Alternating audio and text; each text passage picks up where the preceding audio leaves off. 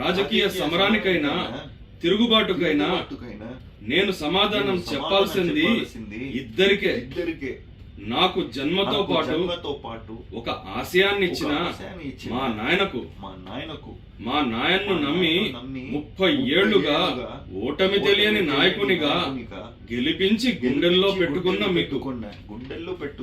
మీకు మా నాయన చావు వార్త విని ప్రాణాలు కోల్పోయిన వాళ్ళ కుటుంబాలను పరామర్శించడానికి ఓదార్పు యాత్ర చేస్తానంటే హైకమాండ్ పర్మిషన్ తీసుకోమంటున్నారు. అడిగితే ఆపేమంటున్నారు. మాట తప్పడు మడమ తిప్పడు అని మా నాయనకి ఒక పేరుంది. ఆ వైఎస్ఆర్ కొడుకుగా ఇచ్చిన మాట తప్పి ఢిల్లీ అధిష్టానానికి తల దించమంటారా? రాజకీయ సమరానికైనా తిరుగుబాటుకైనా నేను సమాధానం చెప్పాల్సింది ఇద్దరికే. నాకు జన్మతో పాటు ఒక ఆశయాన్ని ఇచ్చిన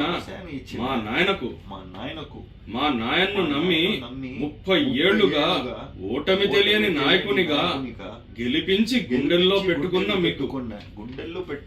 మీకు మా నాయన చావు వార్త విని ప్రాణాలు కోల్పోయిన వాళ్ళ కుటుంబాలను పరామర్శించడానికి ఓదార్పు యాత్ర చేస్తానంటే హైకమాండ్ పర్మిషన్ తీసుకోమంటున్నారు.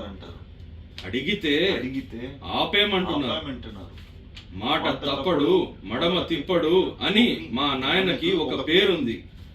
ఆ వైఎస్ఆర్ కొడుకుగా ఇచ్చిన మాట తప్పి ఢిల్లీ అధిష్టానానికి తల దించమంటారా?